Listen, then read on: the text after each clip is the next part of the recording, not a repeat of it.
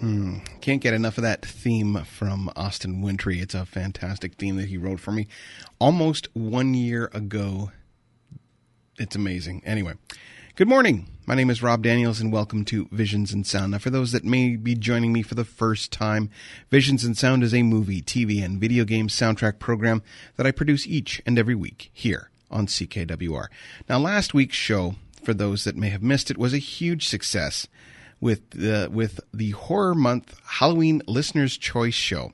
Now, thanks again to all who participated and really surprised me with your choices. Now, keep in mind, I may call upon you again. Now, speaking of which, it brings me to the end of the year show. As you may or may not know, I do a best of the year show each and every December into January of the next year. Now, personally, I'd like to hear from you in regards to what you think is the best of 2011. Let me know what you thought was the best or the worst scores of the soundtracks of the year. Also, let me know what you thought about what was the best non-2011 release. Now, I have my favorites, of course. You're the Hunter from the Future or the X-Files box set from La La Land. But in any case, I would like to hear from you in regards to your choices. Now, you can let me know several different ways. You can try visionsinsound2000@hotmail.com or facebook.com/visionsinsound. Now, those are the main ways to interact with the show. Also, this month has some very interesting shows, so kind of stick around and stay tuned this month. Also into December, I've got some really great stuff coming up. So it's, like I said, it's going to be a really good time to be a listener to this show. So that's all I'm saying. Now, to get back on track here with the regular shows, I do a composer feature. Now, something I haven't done for a while for several reasons. The main one being my computer was not working properly and was kind of giving me problems. But, well, you know from a couple of weeks ago how one show almost didn't go to air because, well, it was trapped inside the computer. Anyway, that's beside the point and really here nor there, but it's just one of those things that I had to kind of deal with. So I'm happy to be doing happy to be doing computer stuff again, but I'm also happy to be doing composer features. So the composer this week is Robert Douglas. Now, Robert and I connected some months ago on Facebook through the world's largest film production resource group. Now, we tried a few times to get an interview to work, and finally, on October 31st, we were able to connect on Skype. Now, for those that may not be aware, I absolutely love the program Skype. And if you don't have it, get it. It is one of the best communication programs there is out there, at least in my humble opinion. I think that it is one of the best. So if you're interested, go to skype.com, download it, check it out. Really great stuff. If you could have seen the interview, it was great.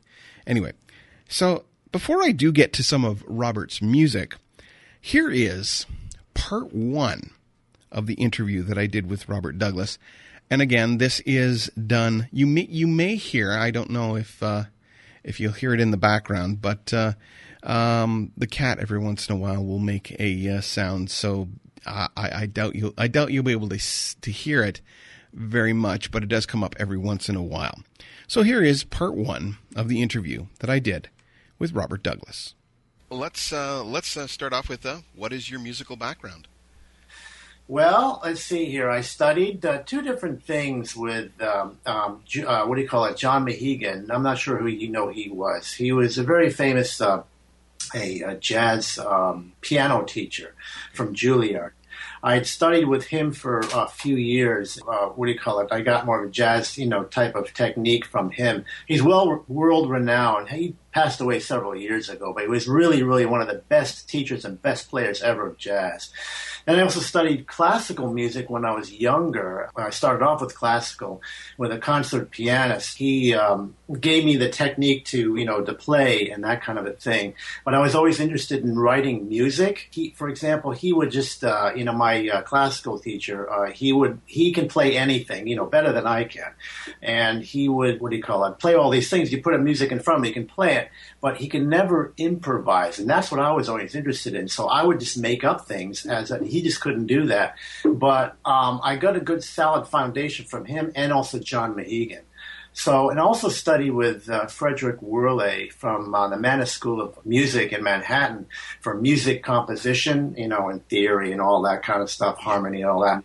So that's kind of basically my background. And I also played everywhere too as a piano player. What is the first thing you do when beginning to write a score? Well, let's see here. Obviously, I meet up with either the producer, the director, or both, and we talk about the project. They show me, obviously they show me a movie, go through like a spotting session just to look at the movie and sometimes there's temp music there. Sometimes there's no temp music there. It depends on what they've done. Or there's very little temp and then it's whatever, they tell me, well, I want, anger here, I want frustration there, I want happiness there, whatever, So anyway, so we look at that and we go through there and take notes, the thing, I want the music come in there, come out there, that kind of thing. So and then we take about the general idea of what type of mood they want to create depending on the picture, action, drama, comedy, what have you. Mm-hmm. And so we just go from there and talk about it. And then I go off and go into my cave for about a month and write music. So. Now, do you prefer to use a temp track? Do you prefer to hear the temp track, or do you just prefer to just sort of not hear it? Well, it depends. A temp score in the music in the film itself, obviously, I mean it's limiting you, not limiting you, but it gives you a framework of what the director, like this last movie I just did. I was talking to you about it, via email. It's a film called Rapture, and it's a sci-fi thriller, and it's produced by Kimber Eastwood, Clint's daughter, Clint Eastwood's daughter. So, and basically what it is, they had wall-to-wall temp score in there. And so it's like 80 minutes of music throughout the whole film. So, in a sense, it gives you, it was good because this guy, the director, Rico, he gave me a good direction because he wanted where the hits came and where the hits didn't come in, that kind of thing. So it helped me write faster. And that project itself, it was, I was writing like 4 or 5 minutes of music a day. So I don't know if it's usually about 3 minutes, depending if it's an action cue, it's about maybe 2, maybe if you're lucky, 3 minutes of music a day. Mm-hmm. But in that sense, it gave me a sense, but I also explored other realms of my own imagination because I wanted to just expand on what he had. So, okay, to make a long story short, it depends on the project. If it's like a drama, something like that, sometimes they don't give me anything, which is fine. I can just and just give me notes to what what kind of mood they want to do. Right. So it depends on what kind of film, the temp score or no temp score. Now Rapture is you mentioned a sci-fi movie, but is there a formula you follow for like the drama film, the action, or the romantic comedy, that kind of thing, or is it dependent on the film itself? It's dependent on the film itself. I don't like to say, to do a formula. Oh, it's drama. Okay, let's bring out my drama template. Oh, it's a sci-fi. Let's bring out my, sci-fi template. Or a comedy. Let's bring out my, so forth and so on. No. It's funny. A lot of composers, what they do is they have a set template of stuff, which is fine. It saves them time and all that. But what I like to do is to create my template as I go along. So I just bring up a general template, and there's nothing there. It's just, MIDI channels, audio channels, whatever it is. Right. So So I do that, and I see, okay, drama. All right, let's start off with a little piano. Load up the piano. I like that. Okay, let's hear. Okay, we have a little hit there. Let's bring in some strings. Load up my strings. There you go. Start playing. I don't like to pigeonhole myself into saying this is my drama template, this is my sci-fi template, et cetera, et cetera. So I don't have like formulas for each of the films. It just depends. To answer your question, it's more like to have the film dictate what it's coming to me emotionally, and then bringing that out in me, and then writing the music. Okay. So what influences instrument choice? I mean, you mentioned, throwing in piano, throwing in strings, but what is that? What is it about the film, let's say, that kind of influences instrument choice? Well, obviously drama, depends on the character. The piano comes in.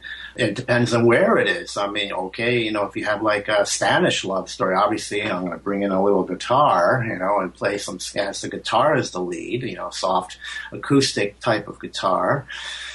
For piano, I would think more like it depends, it's, like just in general, like a cityscape or something, like a city love story, or even a country love story. You can still put piano in there, mixed in with maybe a little guitar. It just depends what the film tells me and what the characters are telling me. And sometimes directors or producers tell me, well, then put in some guitar in there, put in some, whatever. Okay, that's fine. So I do that, and that's okay. But there is no, there's no sense, it's the scene that has to dictate to me, okay, we're leading up to a kiss. Okay, it depends. If it's a big, big movie, with, like a big backdrop or something like that, maybe I'll bring in some huge strings. But if it's like a little intimate kiss, sitting under a tree or whatever it is, then of course there's a little bit of piano, and maybe tiny bit of string. So it depends on the scene and the scope of the size of the scene itself. So generally, how involved does the director become in your work, or is it just by an individual projects? Individual projects and individual people. For example, this last movie, Rapture. Basically, he's my, he lives a couple towns over. We're within the same area in here, but he was so busy doing additional sound for the movie, getting ready for the dub session and all that. So he was just communicating to me by phone, by internet and that kind of thing. And so he asked me, instead of coming over here, he was just too busy, he said, send me some clips of the works in progress. Okay, that's fine. So I did. So I put it up on Final Cut, blah, blah, blah. I just sent him a tiny little file, send it off to him. So that's how we do it. But normally they come over and they say, okay, after like a couple weeks or whatever it is, to see how I'm doing, let's play some cues. Okay, yeah, I like that. Oh, let's tweak that a little bit, that kind of a thing. I think a lot of this stuff now, because of the technology that we do have, we can do everything by the internet, and I can just send things like that, and it saves a lot of people time, because like this was the first time I did this by sending files to him and video files, and he just says, I like that, maybe change that a bit. Yeah, I think it's really enabled us to, work with people all over the world, that kind of a thing. So you don't have to be, in a centralized area, even though I am here. And, with Rico, he really got involved in the sense that he really produced a pretty good temp score. So, and it made the movie move. And so I said, okay, that's good. I emulated that in one respect, but then I brought in my own emotional feeling and my own type of style as I think what Shirley Walker said, my own signature style. Right. Yeah. All right. Well, now a couple of your earlier works kind of jumped off the screen at me. One of them being Gingerbread Man 2. How did you become involved in that film? That was through a music library. Ginger Dead Man too. Yeah, that's right. Oh yeah, that's I belong to a music library, and I submit a lot of stuff to this music library. And for somehow they like some of my tracks, and it wound up on that movie. I've never seen the film. I don't know what the music's being is. All I know is I got the royalties for it. So I have no idea. I know. From what I understand, obviously they did Ginger Dead Man 1, but no.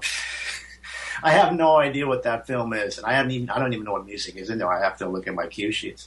But yeah, so that's how it is. It's just through a music library that I got that thing. Okay. So how often is that happen with a music library? And what do you do in contributing to a music library like that? Well, like for example, there's a thing called for a lot of circle talk. They call it circle talk music, where you do a scene, where just people are talking. So you want to underscore. So in generally, just there's no picture to do it to. You just do, to your imagination. Okay, something that's just subtle but musical, and it just plays underneath dialogue. So you do a lot of that stuff. And sometimes there's a lot of suspense stuff. We need more suspense stuff. I did a lot of stuff for Lifetime Channel movies where, women in peril type of thing. And, they got to get out of the situation, got to save the husband, whatever that is. So I did a lot of that stuff. So you just think of a concept and you write the music. Suspense, this tension type music and, climax and anti-climax, relax a bit, whatever. So it just depends, I just do categories of music and I submit stuff, whenever I have time, I just do that. And, so the more music gets out there, the more, obviously more royalties and obviously more music, your music is out there for people to hear, that kind of a thing.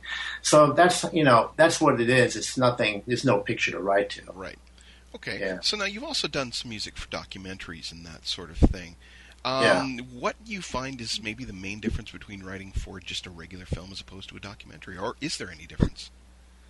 There's sometimes, they give the documentaries in the work in progress, so they don't have the finished film before they need the music. So they need the music, so they ask me to write, just like in a sense writing library music. Okay, we need this kind of music, and they have to edit the music to the picture. I'd rather not do that because I'd rather have the finished film so I can score it and have a much more smoother transition from scene to scene.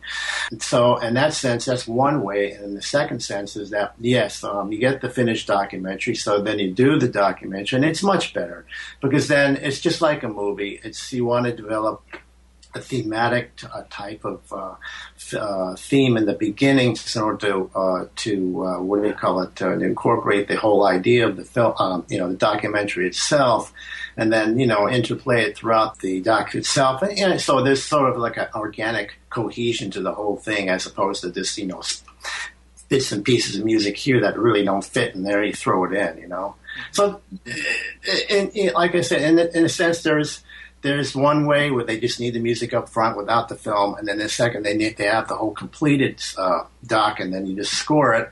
But I prefer the latter because it's better that way. But in a sense, there's not really much difference, except there's no car chase scenes or anything like that. In a doc, it's just people talking, or it's an animal thing, or whatever. Mm-hmm.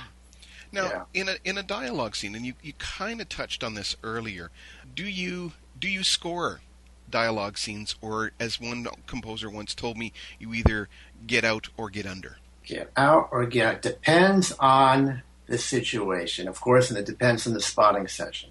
If they don't want anything there, then I don't do anything there. But if they want something just to, if the dialogue's weak or whatever, they just say slow.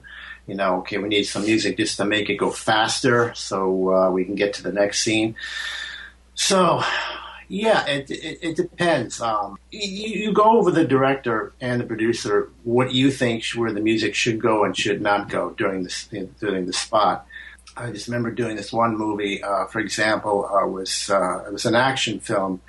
I know it's not dialogue, but it's just an action film, and it was so slow. and the scenes themselves were, what do you call it? Even the action scenes were slow. The fighting scenes, like, oh my, okay. I said, I'm going to just speed up the music here, and a really fast tempo, even during a slow fight scene, it helps. It just makes it go, the scene go faster, and seems the movie's, better than it is, But with dialogue, yeah, obviously there's always hit points. I mean, if there's like something, someone says, someone just died. Okay, then you hit that music there, maybe a little underlying tension music. Or, even with the loves, someone confessing their love or whatever, it's okay. Then you just hit that with a little bit coming up, rising. It just adds to it, to the overall film. So depends what the director wants, producer wants, and what I think. And then we come to a conclusion and we just put it in there. And we'll have a little bit more of the interview with Robert Douglas in just a little bit. But I'll get to his music in just a little bit, but if you're interested in any of the film, television, or video game music that I do play here on the show, by all means, you can contact me at visionsinsound2000@hotmail.com. You can also try me on my Facebook fan page, facebook.com/visionsinsound, all one word. Now, if you're also interested in Robert's music, you can try rbtmusicstudios.com. And he's got a whole bunch of music that you can listen to there, even some of his earlier work as well. So some really interesting stuff that you can listen to. Now, before I continue with a little bit more of Robert's music, with the first listening of Robert's music, I thought I would also throw in what I mentioned off the beginning of the show, that it is the end of the year, or getting close to the end of the year, and oftentimes I will put together a show that will cover the bases when it comes to the best of worst of 2011, or of the year. Now, I wanted to turn things over to you as well to kind of get your picks for the best of the year. So you can do that by going either visionsinsound2000@hotmail.com. That's the show address. Or you can also just try my Visions in Sound fan page, Visions in Sound. All one word, yeah. Facebook.com. Try that. Facebook.com/Visions in Sound. You can do that. I also have some great shows coming up for you in the next little while. I just wanted to kind of feature them as well, kind of give you a little bit of a preview of what's coming up.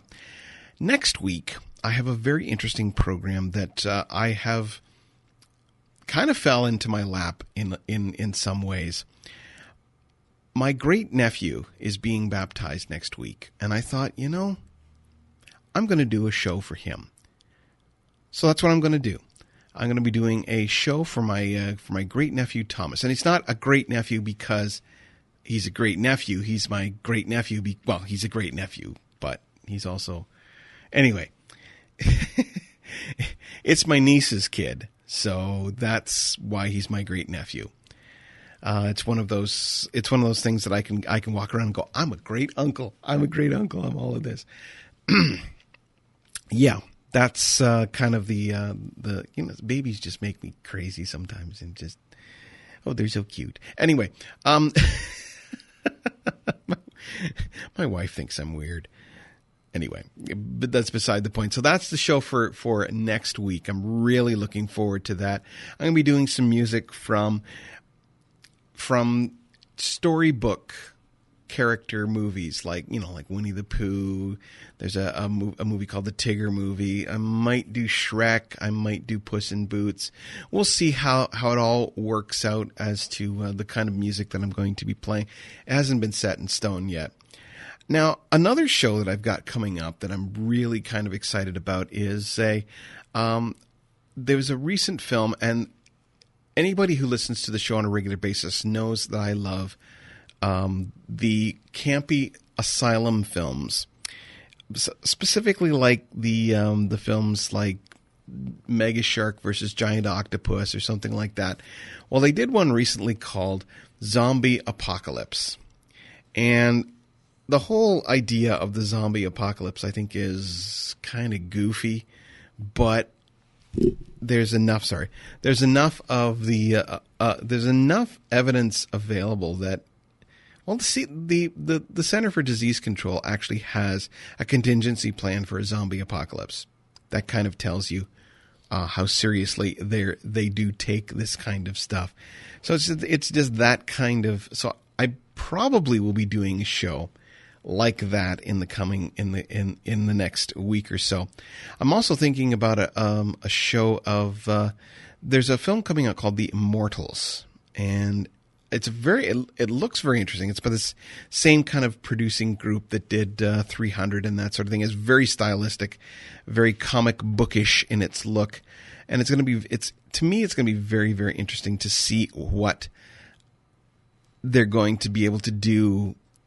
See if it's style over substance. I don't know about that, but I've also been thinking about doing a show that about that kind of approach. That kind of gods and men kind of film. So Clash of the Titans and Immortals and that kind of thing. So it's just one of those interesting little shows that I want to do as well. Now, that basically almost takes us into December. And into December, I have a kind of a slew of shows that are going to be very interesting. And the main one that I'm going to be there are two main ones that two main shows that I'm going to be focusing on. The one main show is in my opinion, probably one of the more important shows of the year, the 10th anniversary of The Lord of the Rings. Yeah, 10 years. Sorry, I keep popping the mic, and I apologize for that. 10 years of the movie of the Lord of the Rings. Now, that's one of those films that, to me, it kind of funny story on that. I hated the movie when I first saw it. When I first saw it in the theaters, of course, I saw it that day with a double feature with Vanilla Sky. So I was kind of movied out about halfway through The Lord of the Rings, which is the second feature that I saw with my friend Scott, who lives in Los Angeles now. But it was one of those experiences that kind of had to be re-examined, and I ended up seeing the film with another friend of mine, and she basically just said, you got to see the movie again. And thank you, Susan, for dragging me to the movie the second time, because I really enjoyed it the second time, and it's become quite a favorite. And if you haven't seen it, shame on you, because The Fellowship of the Ring is, in my opinion, probably one of the best films of the series, if not the most amazing. And I keep mentioning this. What if Fellowship had tanked? There would have been a different.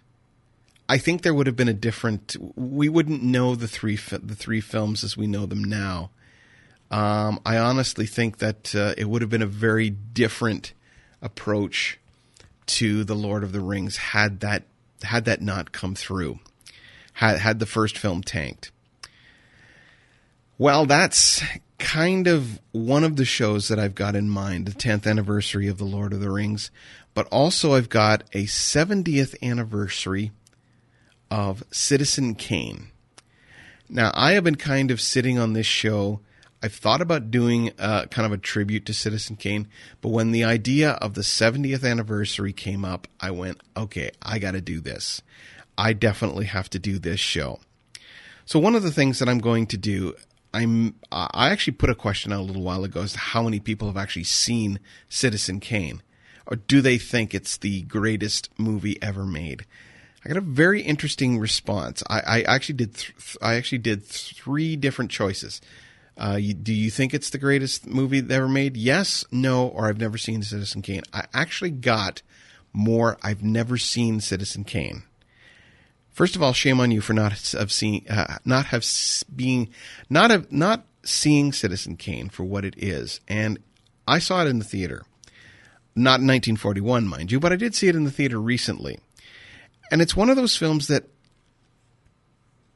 watch it. It's a very interesting film, considering that it's 1941 and the techniques that are in the film, the way things are shot, the way things are edited. It's a very, very, very good film. If only from a technical standpoint. Tech heads will get huge amounts of this. Film buffs will love it. If you haven't seen it, see Citizen Kane. I highly, highly recommend it. And of course, the end of the year is the best of 2011. Let me know what you think your best is for this year. Is it Conan? Did you think Conan was the new Conan by Tyler Bates was good? Did you think that Warhorse, which is coming out very, very shortly, John Williams? I don't think that has been given an official release yet. I've heard a little bit of it. It's pretty good, I will admit. But it's John Williams, or The Adventures of Tintin that is also coming out from John Williams. Was the Harry Potter score the best of the year? There are so many different scores out there that were released in 2011. Let me know. Thor, Green Lantern, all of these films that came out in this past year. The Thing, let me know. And it's very, very simple. Visions and Sound, the Visions and Sound fan page, facebook.com/Visions and Sound, or just visionsandsound2000@hotmail.com. That is the show email address if you want to get in contact with me. Wow, I've been talking for a long time, but I really wanted to make sure that you knew what was coming up on the show, that you knew exactly how things are going to be taking shape in the next few months. And 2012 is going to be an amazing year. I have some very, very good shows coming up. Early in the new year, I've got, well, of course, the best of 2012, or best of 2011 rather. Getting a little ahead of myself. Best of 2011 scores that were not released or scores that were not from films that were not released during 2011. As I mentioned, the aforementioned You're the Hunter from the Future, which actually got a release this year. Gremlins has just been released on FSM, which is one of the final 10. FSM, the label, is actually going to be ending its run, which is a shame because they put out some really, really good stuff. And in the last, they're actually down to their last 9 or 8 now, and it's a shame. But Lucas Kendall, who will continue working, I'm sure, is kind of ending the FSM label, which is, again, a shame. But if you don't know it, go on to filmscoremonthly.com. Check out what they're doing. Gremlins is their most recent release. Go to Screen Archives Entertainment if you want to pick it up. I believe Gremlins is actually not a limited edition, so you can actually pick it up pretty much any time, which I think is great, because one of the things that often happens with a release like that is it'll come out, there'll be a limited release of 2000, it'll all be gone in like a matter of a couple of hours, and people who maybe on the fringes of really, really liking soundtrack music may just be kind of missing out on the on that opportunity to hear some really, really great music. Like I said, that's FSM or filmscoremonthly.com or screenarchivesentertainment.com. You both can find Gremlins there. It was just released. Anyway, welcome back to Visions and Sound, as I am finally getting to the show here.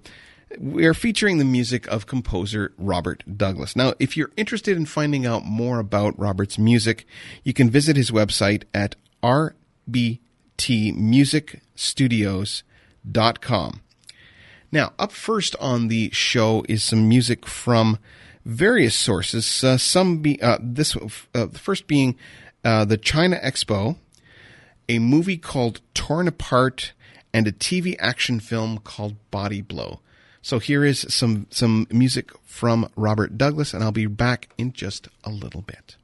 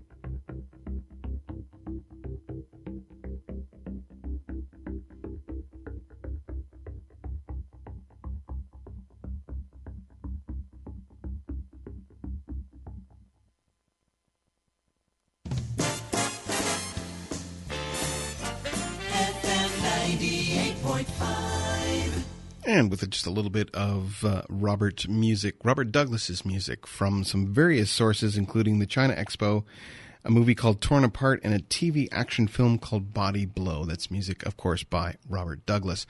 Now, next up on the show, I'll have a few cues from, like I said, various sources.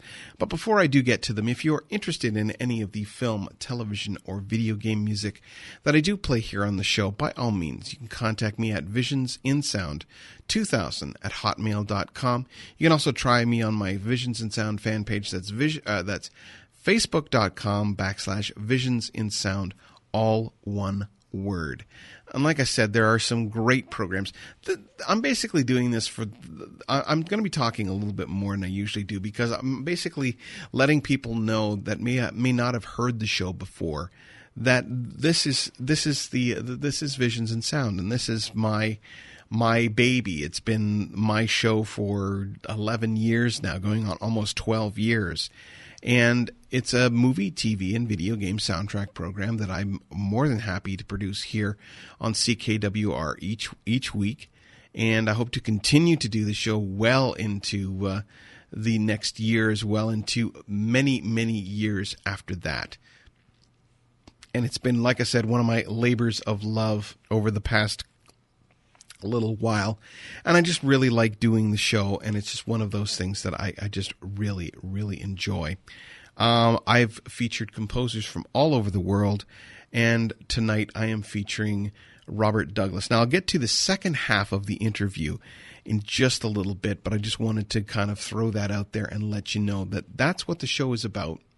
And Visions in Sound, you can contact me, visionsinsound2000@hotmail.com, and ask me questions about film music. You know, if you even want to ask me about life. I don't know if I'll answer, but, you never know. Anyway, like I said, welcome back to the show, and I've got some music from various sources from Robert Douglas. Now, next up on the show, I'll have some cues from the something called the Big Sky for the Travel Channel. Boxing music from a boxing promotional video called The Ring, Desert Voices and Voices of Israel. Now, I did a show a little while ago. I'm going to go off on a little different tack this time as well. I did a show a little while ago, but getting into with Austin Wintry, we talked about different ways that composers not necessarily writing film music all the time. And one of the examples that came up was writing for documentaries or writing for, different channels and providing music for music libraries and that sort of thing. And I remember the Michael Dana example that came up was he was the composer in residence at the McLaughlin Planetarium back in the mid 80s. So it's one of those things. So you kind of have to think of when I'm talking about kind of composers that you may not necessarily have heard of. It's just one of those things that they have to get a start somewhere, and that was kind of that. But getting back to the show, here is some music from Robert Douglas's various, like I said, Big Sky for the Travel Channel, boxing music from a boxing promotional video called The Ring, Desert Voice, and Voices of Israel. So I'll be back in just a little bit.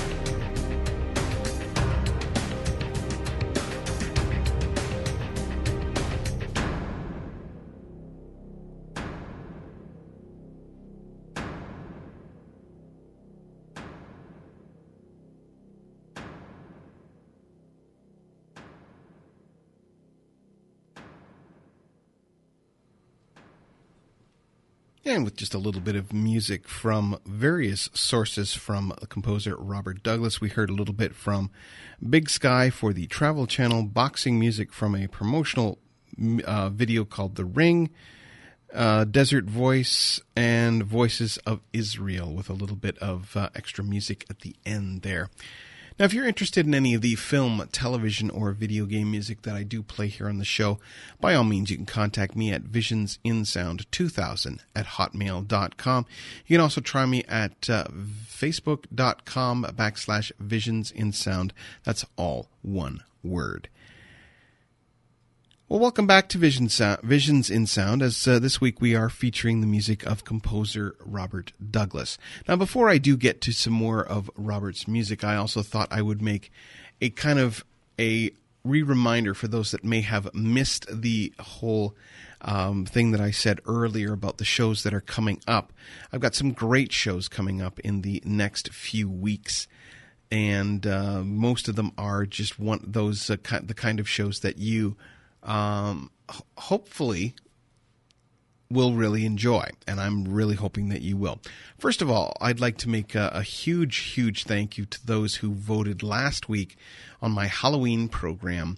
It's the first kind of listener's choice show that I had ever done, and I was really kind of hoping that it would turn out, and it did. And I was very, very happy with the way it did turn out, and I'm very, very happy that people responded the way they did.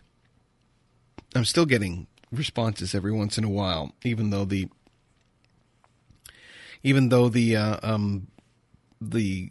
poll is done and the show is done.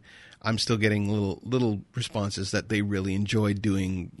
They really enjoyed being able to choose the music for the show. And I've got an idea for next year, and there's a special anniversary coming up next year that I think is going to be very interesting, because it's also going to present a new, well, I won't let the cat out of the bag just yet, but just letting you know that it's going to be one of those. It's a special anniversary next year that is,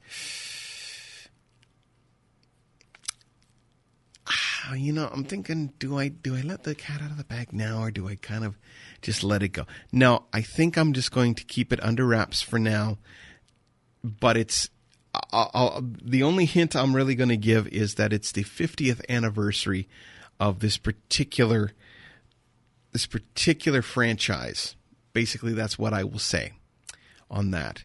This has been going for 50 years, and I'm thinking about doing a kind of a listener's choice with that particular franchise. So I'll leave it at that and let you kind of decide as to whether or not you are going to participate or not when you find out. And if you're going to find out, you'll find out at facebook.com/visionsinsound. That's all one word, and you'll be able to find out there what's going on with that. And join it. Join the Facebook fan page. I really want people to, especially film music fans, to join the page and to kind of get a feel for the shows, and maybe I'll even start doing my blog again. I was doing a little bit of a blog there on my Facebook fan page, but then felt I was writing for no one, because no one responded and no one really got into it. So I kind of stopped, and I think I stopped at Halloween last year, and that was my last entry.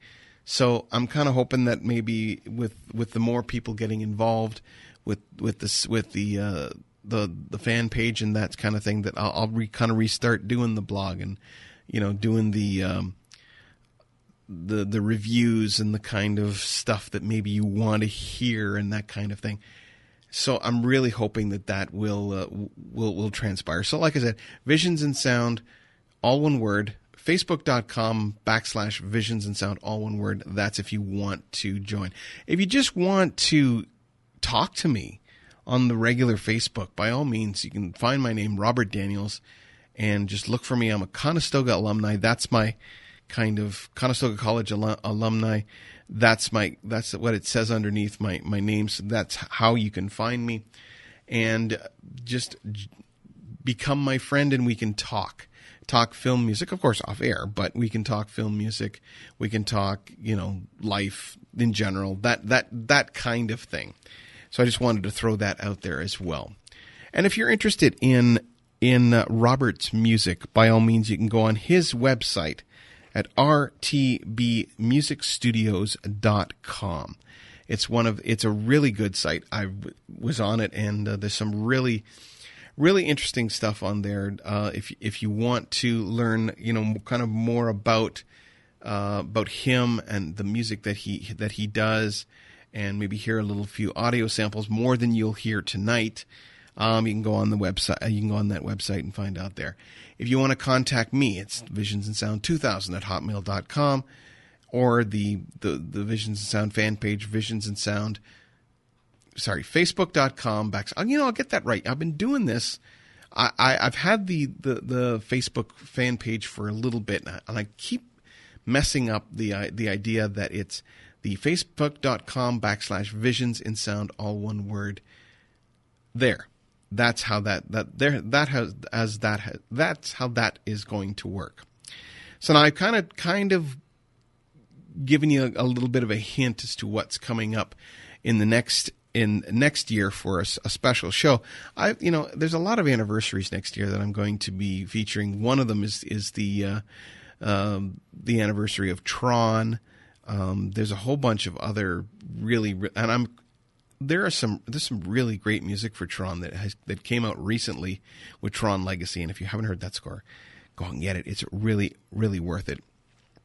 Sorry, I'm very excited about what's coming up in the next little while. My show next week is a show for Thomas. That's my great nephew. He's not even 6 months old yet. He won't be able to understand what the show is about, but I'm hoping that this will kind of be a time capsule for him, that he'll hear. Excuse me. My apologies. When I get excited like that, it's the whole cough thing kicks in. Anyway, I apologize. It's the show next week is going to be a lot of fun. I'm going to make it kind of a time capsule for him, kind of give him the date, give him the where his uncle, where his great uncle is at that point, and play some music for him and that kind of thing. But I'll also be playing some music for you, the listener, as well, and hopefully you'll get something out of it as well.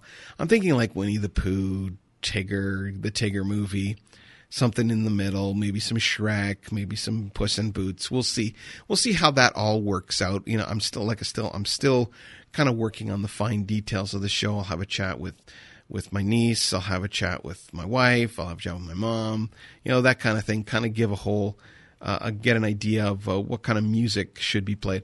One thing I won't play on the show that I was thinking about doing as a kind of a little joke, maybe I will still, but there was one of the first things we were going to, one of the, when Thomas was first born, one of the things I wanted to do for him was to buy a gift. Of course, that's what you do when you have when somebody has a baby, you get them a baby gift.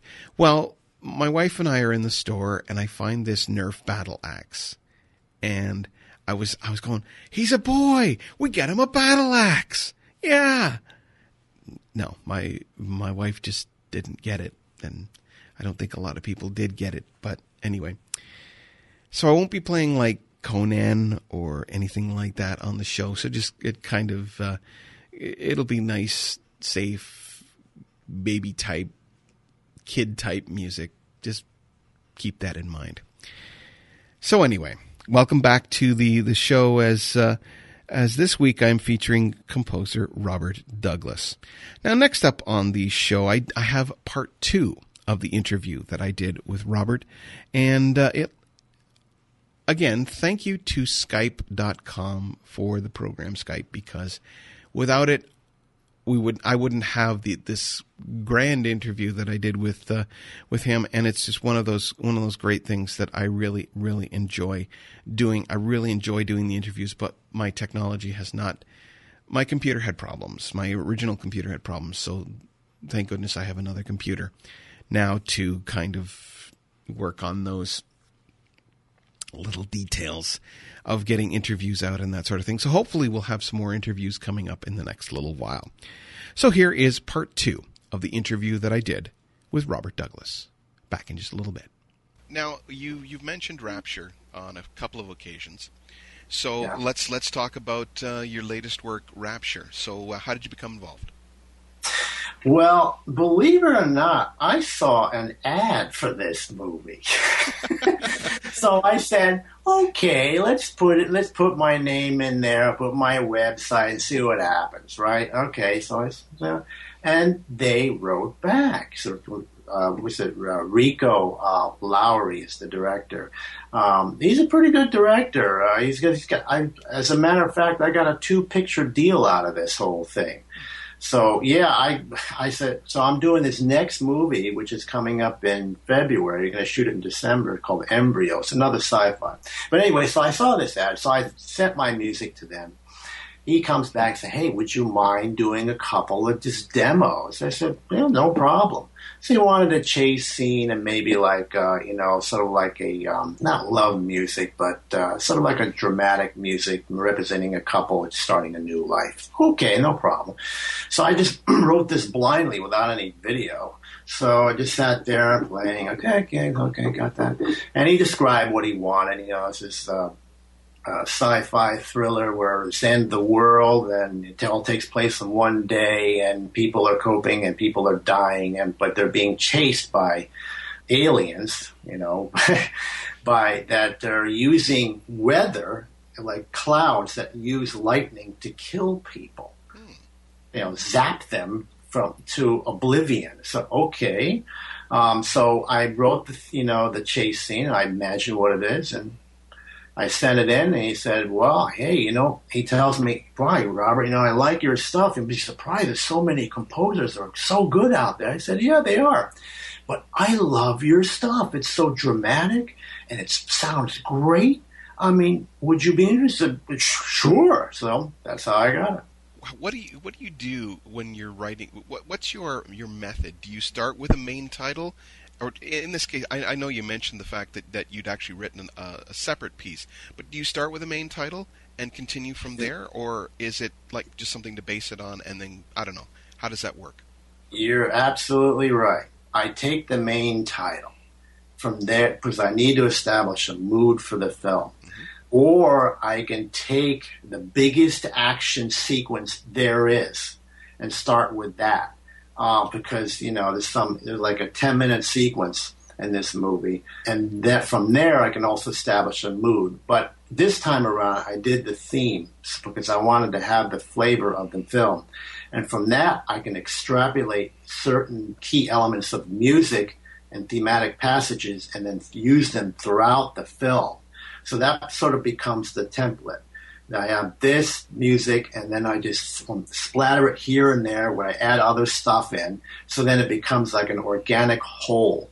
So, when you're, especially action films, you tackle the biggest cues first because they take the longest to do. Then all their smaller cues, talking, dialogue scenes or whatever, transition scenes, walking from one point to the next, that's easier, because then you've already had the big things done and you don't have to worry about this. So that's what basically I did on this film. But yeah, in general, you want to have the main theme first because then that way you can establish the characters, you can establish the thematic element of the film, and then extrapolate and then play it here and there with added elements throughout the film.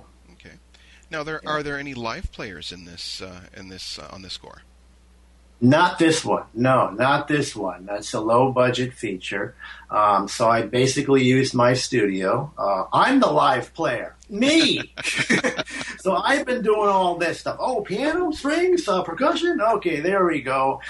So I'm the live player, yeah. No, it's all sample-based through MIDI. It'd be surprised of a lot of this stuff. But, yeah. So the technology has gotten so good with samples is that it is almost indistinguishable from a real orchestra now. It is that good. I mean, you can make it sound wonderful. But of course, if you got the bigger movie, you're going to go for the more, with the orchestral and sometimes blending it with MIDI mock-ups as well. Okay. So now, Yeah. how often do you update your technology? Like you mentioned that samples and that sort of thing. Do you have to be like a tech guru, or do you actually have somebody that says maybe you should pick this up, or maybe you should pick this up for your studios? I'm actually pretty good at doing my own stuff. I learned all this tech stuff on my own. I have friends who are other composers, and they have their own guys come in, the engineers to do it. But you talk with your friends who are composers too, and you always talk about what gear you've got, and oh, I've got this, Bobby, you got to see this latest, sample, orchestral samples. Okay, so we turn each other on to what's out there, so that way, we're all kind of up to date on that kind of stuff. But yeah, it's pretty brutal because you have to keep buying this stuff, and it's not cheap. I just recently updated my stuff. I got a new computer, I bought some more software, and I'm looking to get some more stuff. A couple of other things that just came out will really help me. So yeah, it's an ongoing nightmare. Now, do you? You've mentioned the fact that you write to studio, but do you use the score page very often? No, hardly. It depends. For example, a lot of the stuff I do is MIDI stuff. If I do need to hire, a player or two, then I have to, I'll just go to the score, and then, I have to clean it up a little bit because of my playing or whatever. And then I can print that out and then have the person come in and do it. That's not a problem. I haven't had the fortunate experience of working with the orchestra yet, but if I can be, someday I will. I know I will. And then, as a matter of fact, the third film that this director Rapture is going to be having in the future next year, he wants the live live players. I said no problem. He wants strings. So in that sense, yeah, I can run off the score program and then print all this stuff out and give it to a copyist, an orchestrator, what have you. And so that's not a problem. Yeah, but I want to get. Eventually, it would be nice to work with an orchestra. That would be so cool because I just love to hear my music in an orchestra. But yeah, basically, it's all MIDI here using my stuff. So, where is the oddest place that you've heard your music? Have you been walking in a mall somewhere and movies playing and you go, wait a minute, I recognize that, or something along those lines? Yeah, okay. I did this movie years ago. It was called Fatal Blade. It was like one of my first movies, and it was an action film where it was a Japanese American production. So it's like the Japanese mob, Yakuza, against the LAPD in a turf war. So that's basically what it was. So it was an action film, and it's like a martial art film with people dying left and right and all that stuff. And so I went to this Japanese store years ago. I was, looking for some, just to shop and all that, to get some food and all that. So, I like certain Japanese foods and vegetables. So I go there, and there was a little video store in the mall itself. So, and I heard my music. I said, "Oh, that sounds familiar. What's that?" Oh, I go over there, and the movie was playing on the little TV screen, and they were saying, well, if you buy this movie, we'll give you another one for half off. So, okay, that's cool. So that's probably the oddest place, yeah. Okay. So how would a score that you write today differ from one that you wrote, let's say, at the beginning of your career? Well, it's just, obviously you get better and better as you do this stuff. So, and the samples themselves have really improved. There's still, in the beginning, there's me in that. Obviously there's me in it now, but I have, just like a painter, you have a lot more color on your palette. So, and the color itself has become more, enriching because of the sample. So I would say I can, it's just, it sounds, sound-wise, it's much more bigger now. as opposed to then. And it takes a lot less time to do it now as opposed to then, because then you have to do, each track. This is like, when was this movie? In 2000. So, and then, for example, you're, running different tracks and the computer's much slower. So, okay, gotta wait for that to happen. Okay, load this up. And you can't load as many samples then. And then you have to combine more strings. Say, for example, you play a string line. Okay, that's one sample, but I need to combine it with like 10 other samples from other companies to make it sound real. So that's the difference. And it took more time. Now the samples themselves are much better, and you don't have to combine as much, even though I still do, because you want to create that sound, that fuller sound. It's not like an orchestra where, you play, the strings play, first strings play, this, second strings play that. And, but now it's basically maybe one or two orchestral sample libraries can do the work now as opposed to maybe 6 or 7 in the past. So that's the difference. And obviously, musically and creatively, you grow with your own stuff as you go along. What does the future hold for you? You mentioned another project with Rico, but what other projects can we look forward to? Well, let's see here. Like I said, we have that Embryo movie coming up. We got the other one coming up. When he wants the live string players, fine. So I'm glad I hooked up with him. I've been doing sort of like a video game for these people. They're a fresh company, and they're based in the Midwest, where they were developing this type of video game. I've been working on that off and on, and because they're on the stages of just needing the music as a not really scoring yet, but just to develop a sense of where they're going. Right. And another thing is I just finished last night, as a matter of fact, at 2 a.m. I've been working with this software company out of, where are they? Amsterdam, Sonokinetic. And I've been running a lot of demos for them. So, in exchange, I get all the free, stuff that they give me. So I do the beta stuff and I work on that. So I just did this new thing, and it's pretty cool stuff they're coming out with. So it adds a lot of ethnic flavor to scores and all that. That's their thing like that. So I've been working on that. And plus, like I mentioned, my father, the Shut Up and Eat Your Snowshoes here. We're right now trying to shop around for an executive producer. This is not really connected with the music, but in a sense it is, because I will actually do the score if they make a film out of this thing. Mm-hmm. But we have a screenplay that's been done, and we're trying to get that going as well, so we're looking for an executive producer for that one. So that kind of thing, I'm sort of like dabbing my hands in that as well. So that's basically having, and this library stuff, and just always looking for that next big project, just to keep going. So yeah. One of the mandates of the show that I do is to sort of feature young composers, feature new composers, maybe people that you haven't heard before. What advice do you have for somebody trying to get into this business, so that they can, be as successful as possible? Well, I'll give you advice with an agent person I once met with. He said the key to this business is survival, in the sense that it is one of the most difficult businesses to ever be in, obviously. I mean, there's so many good composers and there's so many unknown people out there, of course.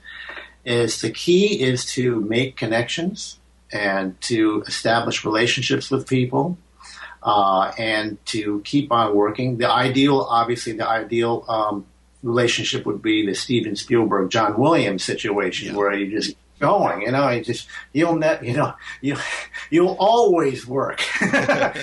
That's the key, is survival. If you can survive to the next, until you get that big TV show, until you get that, feature film that just spins off into, 8 different, sequels. That's the key to film music. And obviously you've got to have the chops to do this stuff. I mean, it really is. It's and it depends though. You got to have orchestral elements, of course, but I would say the most successful composers have all this, but also it depends on who you are. I mean, you can come up with just different things. It's always a market for different type of music. But like that agent said, I think that's absolutely true. Survival. Once you get to that, you've got to survive to get to that point. So that's the key. Okay. Well, I really appreciate the time you've given me today. No problem. It's great to speak to you, and I'm glad I actually got a chance to see you, which is something that doesn't happen very often with these kind of interviews. But Skype has really opened up that world. So I really appreciate this. Well, thank you. I appreciate it myself. And thanks to Robert Douglas for his this wonderful interview, and I'm really glad that I got a chance to speak to him. Hopefully I'll get a chance to speak to him in the future. So if you're interested in his music, you can find out more about him at www.rbtmusicstudios.com, and you can find out more about the music that he plays. Welcome back to Visions in Sound, as we are featuring the music of composer Robert Douglas. Now, last up on the show, I have some special cues from Robert's most recent film called Rapture. Now, when an apocalyptic event strikes a group of people caught on the outside of civilization, they must take a perilous journey to find refuge. So here is some music from the latest movie. This is like really fresh. Music from Rapture, with music, like I said, by the featured composer tonight, Robert Douglas. Back in a bit.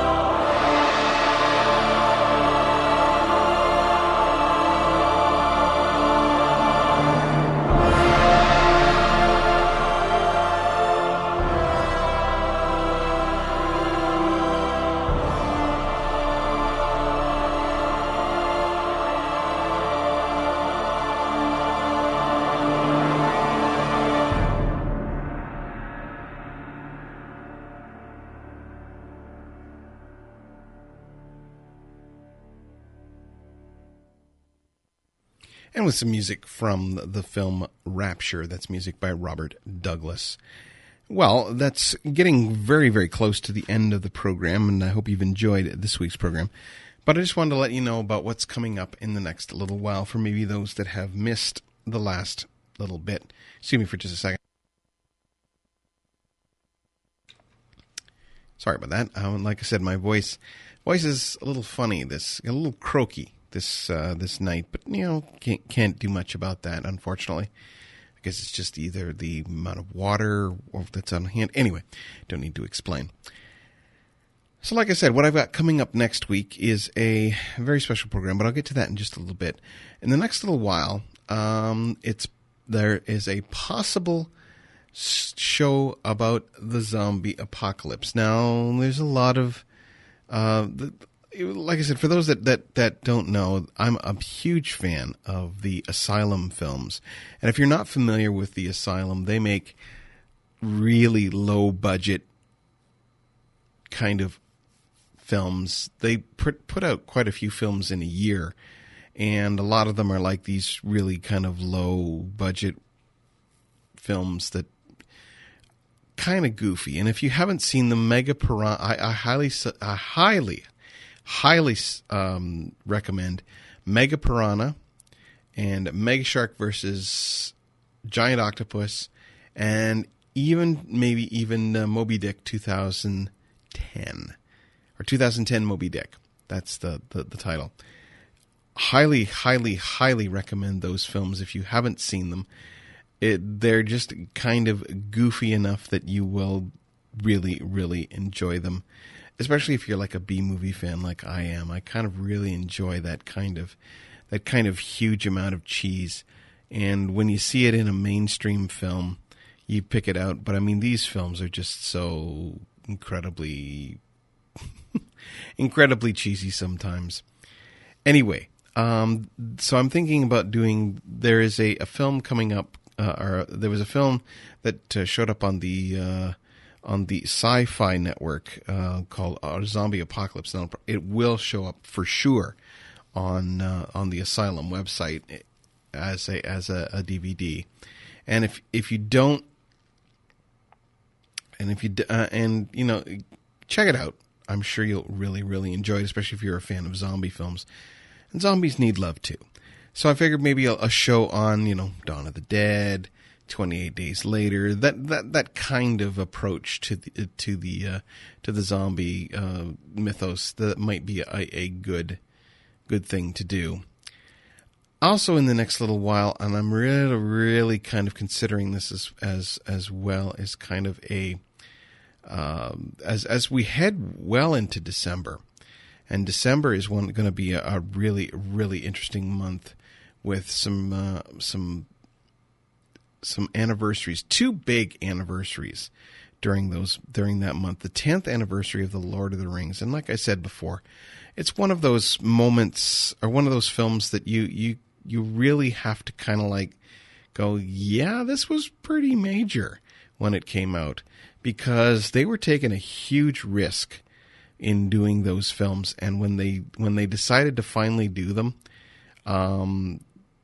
if they had tanked at the box office, I just can't fathom what would have happened had they tanked at the box office, because it just would have been just so terrible.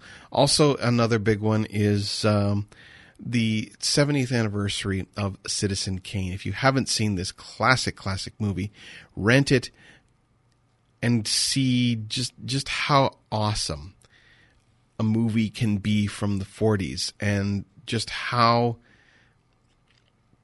you'll sit there and you'll go, yeah, these are all techniques that are now used today. And Orson Welles was a genius, and a lot of people really discounted him for that, and he really got shafted in the end when it came to his career. I think things really could have taken off had Kane been a little bit more.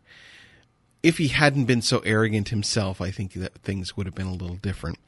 Well, that's all from me this week, and thanks for hanging in.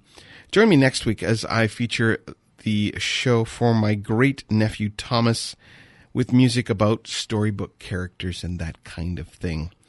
So I'll end off the show with some more music from Robert Douglas's score to Rapture, and I will be back next week with more Visions in Sound.